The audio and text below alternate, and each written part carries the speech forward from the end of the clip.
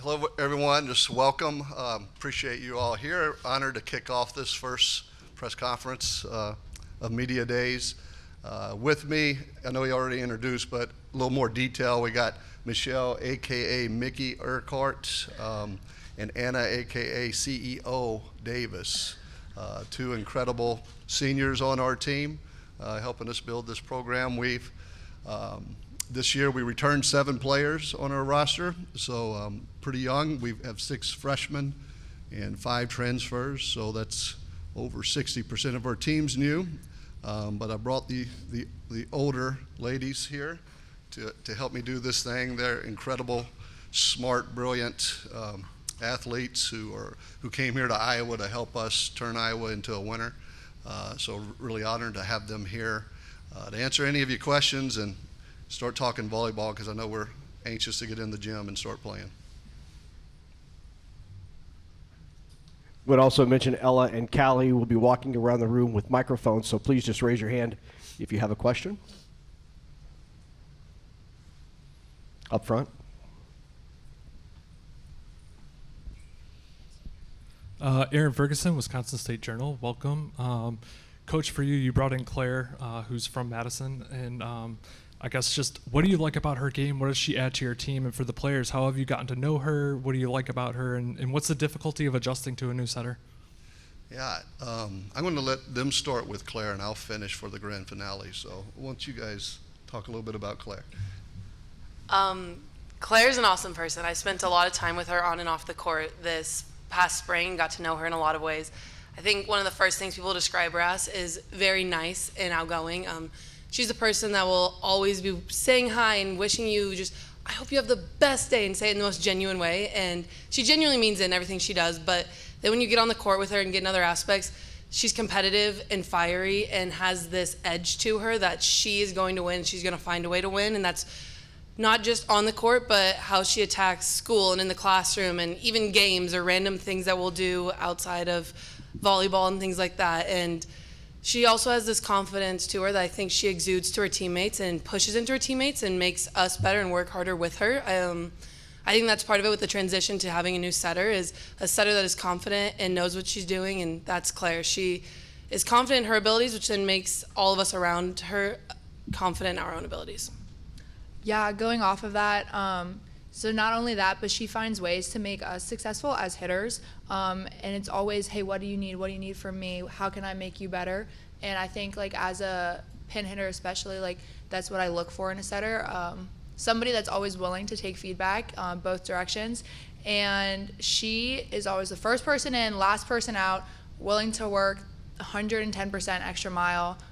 So we love her to death. In case you guys didn't know, she's a phenomenal dancer as well. So, but yeah, she's amazing. Yeah. We're fortunate for the transfers came in January, so Claire was one that we've gotten to build our foundation of our team with adding Claire within it. And we have certain boxes we check with different athletes when we're evaluating them. She checked every box, and then when we got here, she was better than we thought. I told her I've coached an All-American setter, was a lefty as well at Baylor, and I said, you're better than her. You have more ability, more talent than she does, and this spring just amplified what she can do. She'll fill up the stat sheet. She's a major threat, but she's one of the most selfless setters on top of that. So again, just checks every box for us. Yep, here in the middle. How's it going, Coach P, for a Big Ten Plus? Year 3 into it. Talk to me through when you first got the offer for the job, what your expectations were, and to where they are now entering year number 3. Yeah, we're honored to be Iowa Hawkeyes, and me and my family were ecstatic about coming here and building this program. We knew it was going to be from the ground up, and it certainly was. There was a lot to overcome. I'm not going to go through all the things to overcome, but there were a lot. Part of that was bringing in and change. When you're building a house, you don't always see the restoration in the inside from the sidewalk. The inside's what we were really restoring, and I brought these 2 players with us to help teach people how to come to work every day, have a great attitude, and treat each other really well. And that restoration's been going on for 2 years, and I think you're really going to see some of what our team's really about this year. I think we've put things in place. Of course, we're inexperienced as far as teams playing in the Big Ten, players playing in the Big Ten, but we have a lot of talent and we have depth. We're healthy. So I think a lot of that work's going to show this year.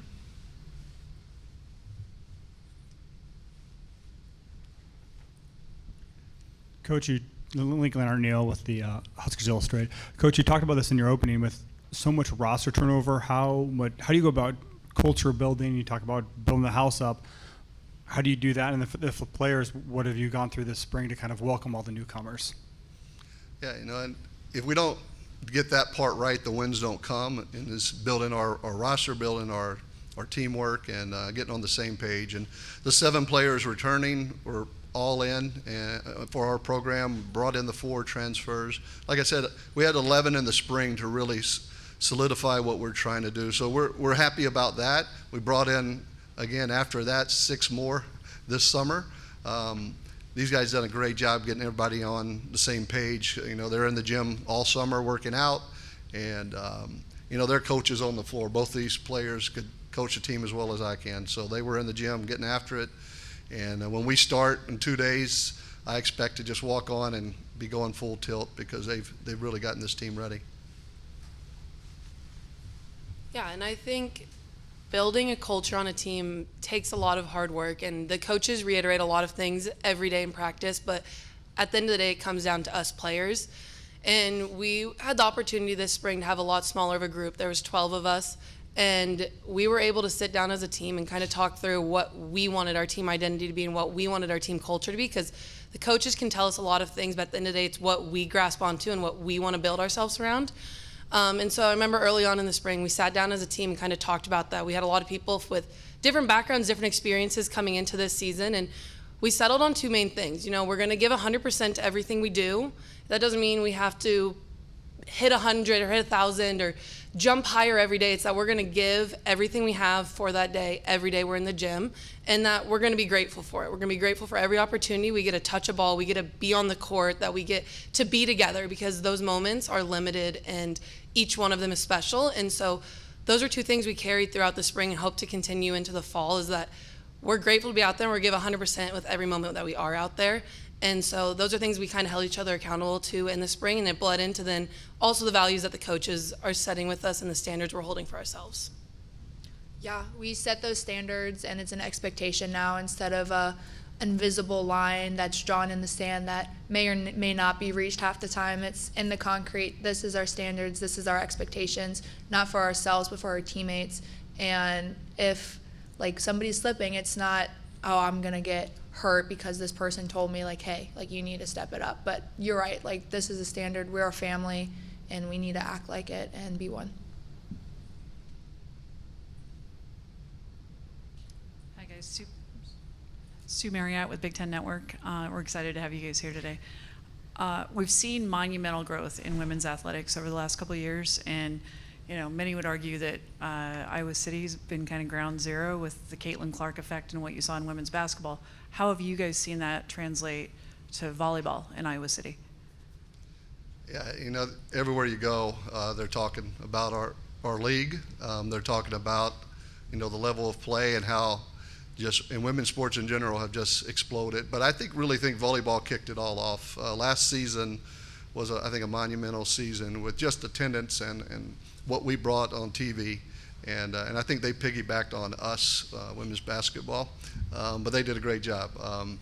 But yeah, it's just exciting to be a part of it, and it's long overdue that we're opening the eyes to so many of how athletic this sport is, how fun it is to watch, and and we're selling out arenas, home and away, that helps this league grow in volleyball. And if an athlete plays this sport, they want to be at the highest level. They want to come to the Big Ten, and so I think the world's really taken notice of that.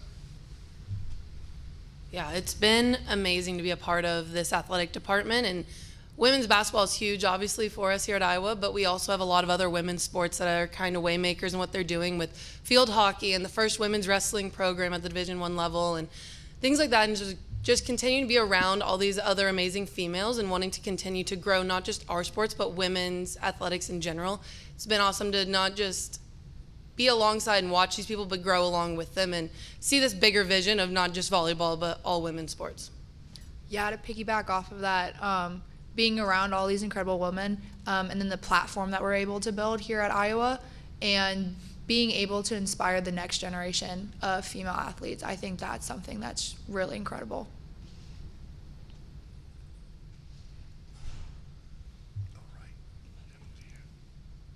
My name is Jason West, and I'm from the Milton Bronson Elementary School. What do you feel like is a team goal for this upcoming season? Awesome. That's a great question. I think Anna kind of hit on it.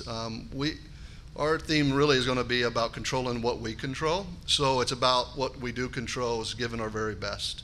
And that's mentally, physically, emotionally, just giving our best to the team every day. You might play the game a little better or worse, but that's not what it's about. It's about absolutely giving your best every day. And that's the part we control. And we have players that now in our home that we've built that are completely dedicated and committed to actually doing that on a daily basis. It's hard to show up every day and give your absolute best, but I believe we have the character and the people in the room to do it. Yes.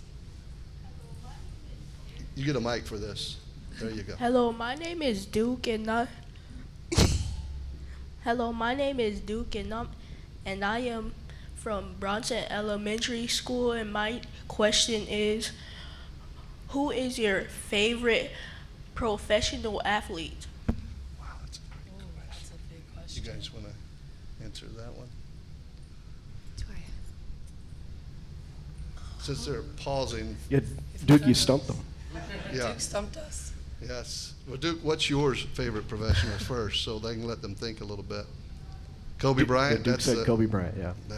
That's great. How tall are you? You're in elementary school. Wow. Be careful, Jim. Be careful. Who's my favorite? I know mine personally, and I know, people might chuckle a little bit. Coach Cry is the greatest athlete I've ever watched or witnessed, and now he's coaching our team, try to get another gold. But not only an unbelievable athlete, but just a great human being too. So he's the top of my list. Mine's slightly random, maybe unexpected, is Tom Brady. I think that man is a great leader as well as a great athlete, and the best players don't just make themselves better, but they make the people around them better, and I think that's the definition of Tom Brady. I'm gonna go with Simone Biles. I'm gonna mix it up a little bit. I just like another great female athlete who's been through a lot and has spoken out about a lot of things, and I think that just really resonated with me and the platform she was able to build, so I thought that was really cool. Great question. Lincoln and then Peter. Jim, starting the year in Puerto Rico, how did that come about, and what do you hope to get out of going a match a little bit further away than typically you may start a season?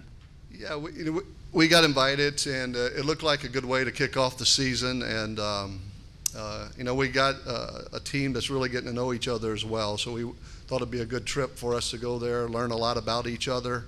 We're only playing 2 matches there that we can really focus on those matches and get some good team time together. We thought it was a great way to kick off the season and get it started. Kind of a 2-part question. Coach, you've had success in many conferences. With the new teams coming into this conference, what's been the mentality of your success in the past studying new teams and game film, and how do you implement that with the players? What have you two as players seen? How is Coach implementing, okay, here's teams we have not played before, have not seen before, but we still have to prep for them nonetheless? Yeah, it's exciting.